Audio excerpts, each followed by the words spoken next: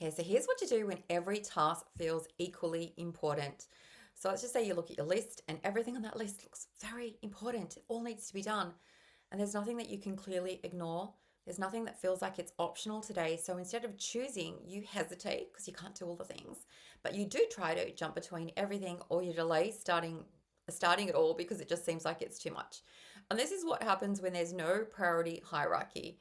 When everything is treated the same, your brain cannot prioritize. So it's trying to do everything or it's avoiding choosing entirely because choosing one thing means not choosing something else and you haven't quite decided what that might be, and so it feels very uncomfortable. We're always trying to avoid the things that make us feel uncomfortable, and without that clear decision, nothing is really moving forward. So here's what I want you to do instead. Accept, my friend, that not everything can be equally important, even if it feels that way. In reality, there are always going to be tasks that create movement in your life, while others are simply things that maintain what exists. And both matter, of course.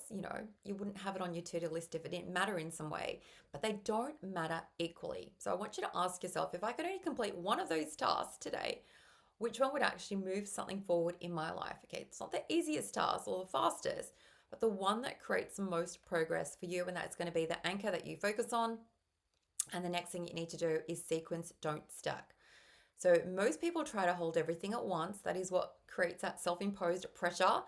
And instead, I want you to decide the order. Okay, this comes first, and then I'm going to move onto this next task.